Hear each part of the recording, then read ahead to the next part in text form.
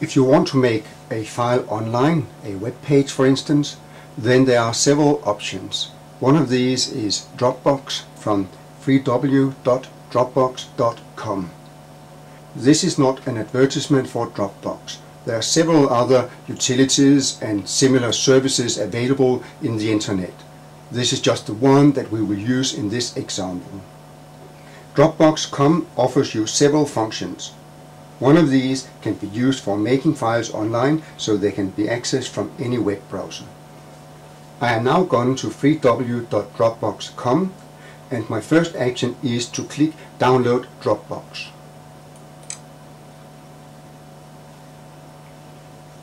I will simply say Run, and the application is downloading.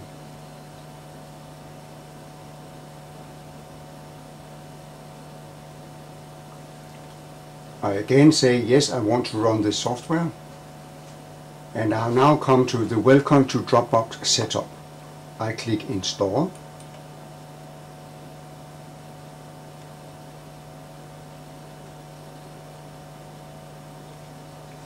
The next place to do something is the Welcome menu, Welcome to Dropbox.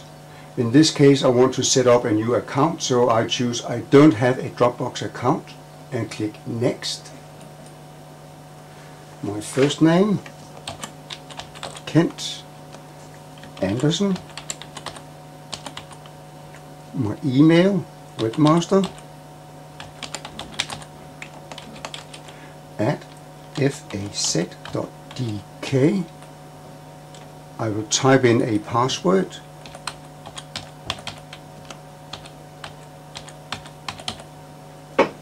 The computer name has been found automatically.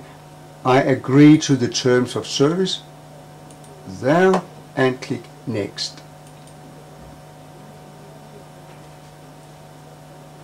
I get 2 GB of free space in Dropbox, so I click Next. And it tells me that your Dropbox is a special folder on your computer. Simply drop in files and they will instantly be available on any of your other computers and the web. And this is what is interesting. I click Next, and I click Next. I click Next. It also shows me that I can share folders with people you know. This is not what I want right now. I add a shortcut to Dropbox on my desktop.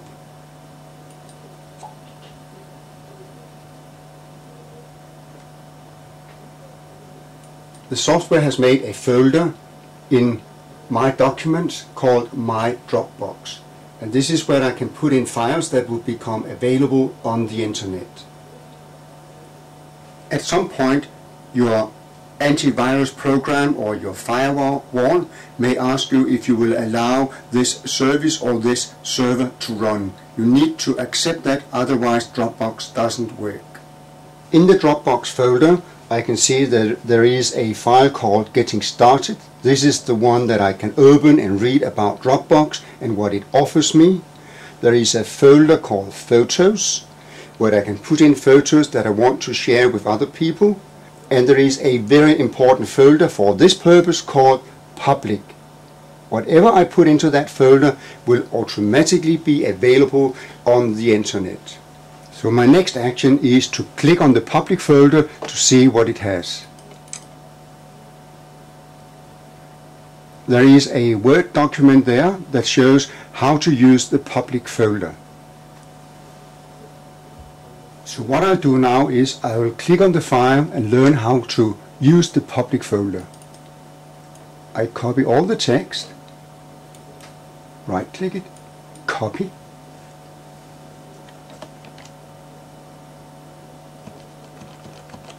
As a demonstration, I have started my text blender.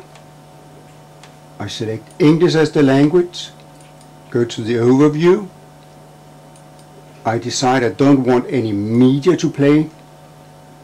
I check the instructions. I will just type in the Dropbox address, 3W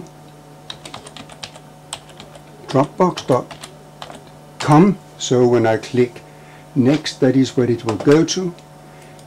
Main content, I want to have a block of text. I paste in the text that I copied from Word. I click finish. I check the dictionary. I want it from English to English. You can then change it to your own language later. And I decide to export. I want to save my work. And I need to find my documents. And in my documents, I find my Dropbox, the folder. And in my Dropbox, I click on Public and click Save. So I have now exported my version of Toolbook with my settings. The next step is to say, and now for the web page, where I click OK. And I want to save it in the public folder again. I need to give it a name. So I just call it first.htm and click OK. The file has now been saved to the selected Dropbox public area and is now ready to be opened with your internet browser. I click OK.